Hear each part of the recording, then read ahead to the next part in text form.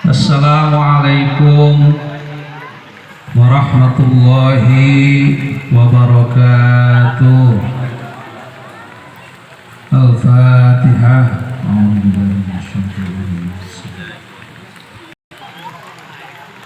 Bismillahirrahmanirrahim. Halaman 43. Wa ilmuhu sarang ilmuna Allah.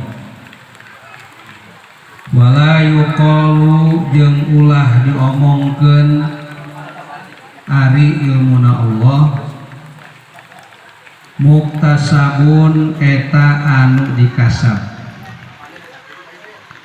Patba maka kudu nuturkeun anjeun sabilal haqqi kana jalan bener.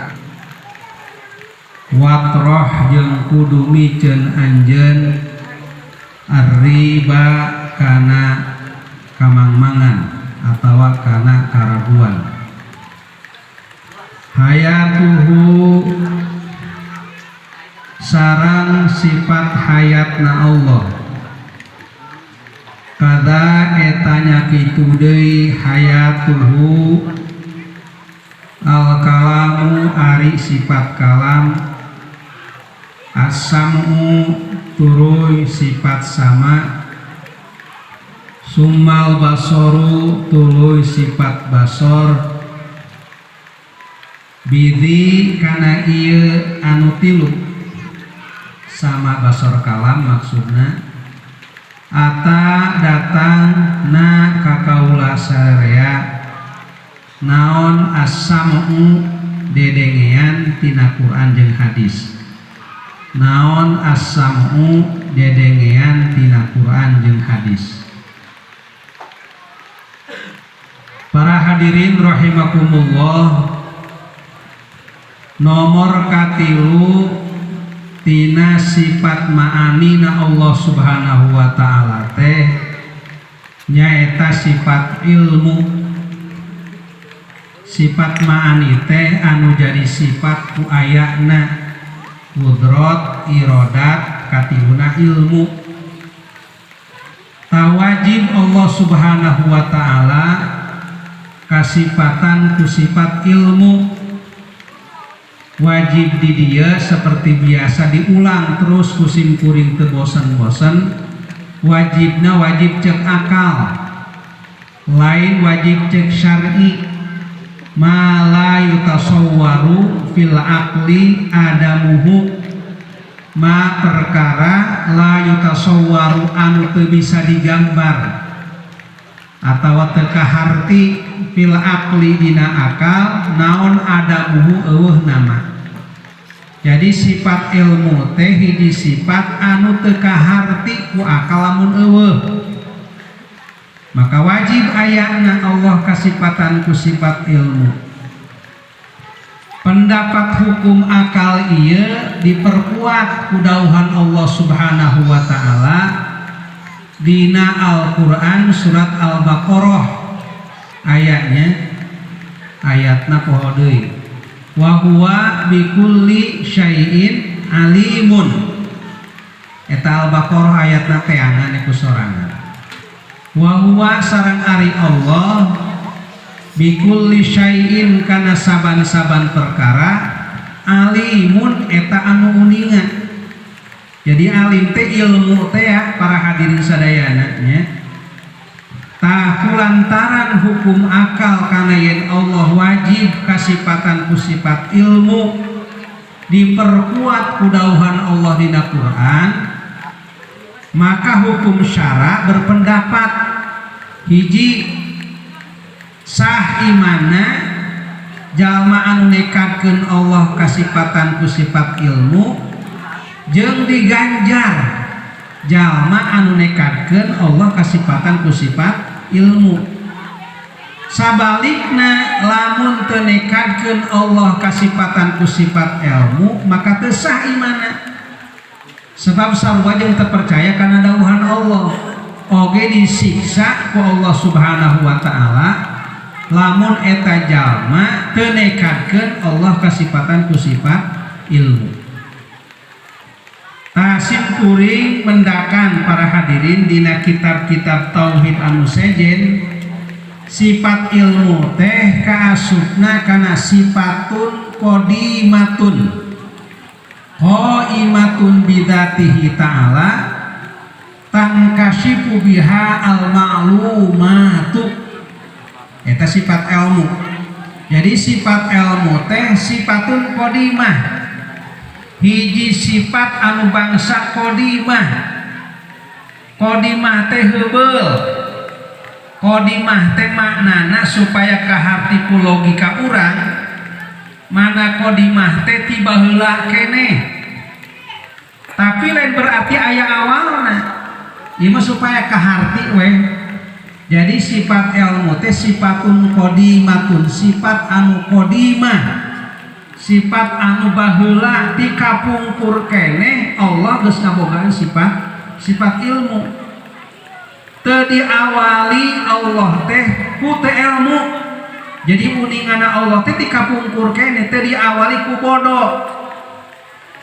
Makana para hadirin di dieu dicarioskeun wa ilmuhu la yuqalu muktasabun.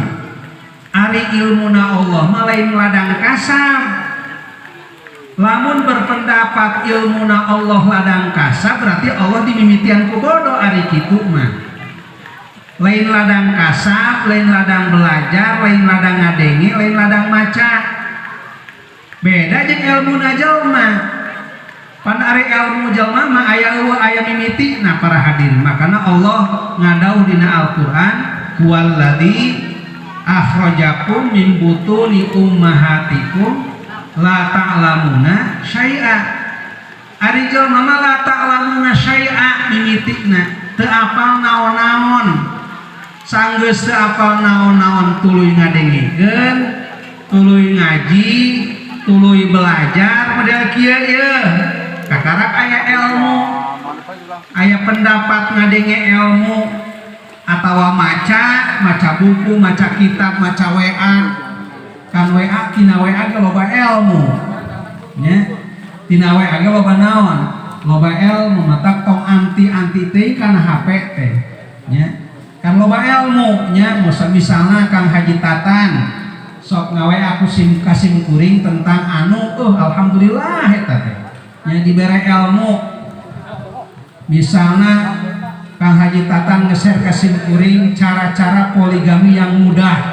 Alhamdulillah. Ilmu eta para hadirin sadayana. Itu ta para hadirin sadayana. Ari ilmu jelema mah aya awalna. Aya eueuhna ditungtungan ku eueuh engkena. Bikin kolot, bikin parohok jelema mah. Kadang-kadang ka pamajikan sorangan ya pohok. Gitu ya. Ka anak sorangan pohok. Majikan batur ingetnya. Bisa wae pengalaman ini. Jadi aya awalna ilmuna jalma mah aya eueuhna aya tungtungna. Ilmu Allah mah qodimatun tiba heula keneh. Kadua qaimatun bidzatihi ta'ala. Aya di Allah saeneng-eneng. Qaimatun bidzatihi teh kitu. Aya tumetap dina zat Allah Subhanahu wa taala salilalila. Moal ditungtungan ku eueuh. Ilmuna Allah qadimah ti kapungkur keneh lain berarti aya awalna. Qaimatun bidzatihi aya saeneng-eneng ilmuna Allah di Allah moal ditungtungan ku eueuh, moal ditungtungan ku bodoh. Beda jeung jelema sakali deui jelema mah bodoh heulang, tuluy belajar, ngadengekeun, nempo kitunya, berpikir kakarak aya ilmu.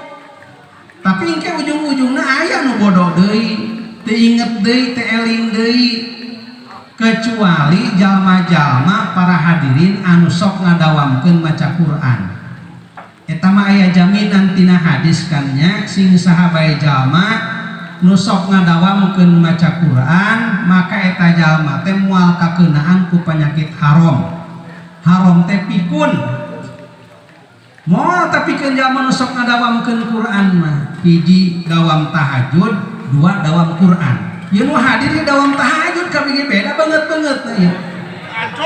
banget dawam tahajud kabeh, dawam tahajud, dawam maca Quran, moal aya haram, moal aya pikun, pan ari pikun para hadirin jadi teeling nya salat yang hareup wetan apa candahar balah kama karek ieu mah dahar dihuakan ngomong candahar. Salat maghrib 8 rakaat itu para eta ngaranna pikun para hadirin sadayana. Qaimatun bidzatihi ta'ala tankashifu biha anu narima terbuka kalawan sifat ilmu al ma'lumatu setiap perkara anu diuniakeun ku Allah Subhanahu wa ta'ala. Nomor katilu para hadirin sing kuring sok nerangkeun ta'alluq. Ari ta'alluq teh kaitan sambungan karena setiap sifat ma'ani anu tujuh dimulai sifat kudrat nepikeun ka sifat kalam eta aya ta'alluqna karena aya keterangan dina kitab-kitab tauhid sejen para ulama nyarios wa wajibun ta'liqu sifati hatman dawaman ma'adal hayati.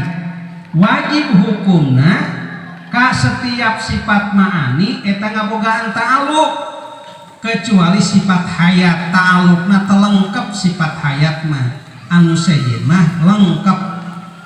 Ta'alluq sifat ilmu aya 3. Nomor kahiji aya disebut ta'alluq ifadah.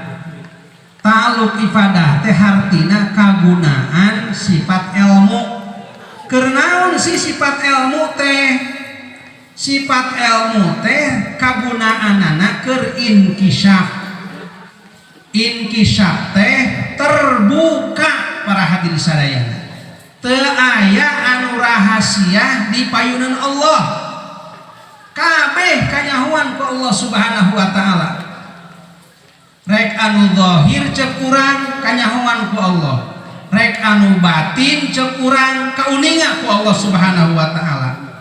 Anu nampak di permukaan kauninga ku Allah, di jero bumi anu teu nampak di permukaan anu ku urang teu katingali kauninga ku Allah Subhanahu wa taala. Mata ka Allah mah teu aya bahasa komo, para hadirin teu aya bahasa komo ka Allah mah. Anu jelas katingali, nah anu teu jelas anu tersembunyi katingali ku Allah komo anu jelas. Tuh bahasa komo ke Allah mah.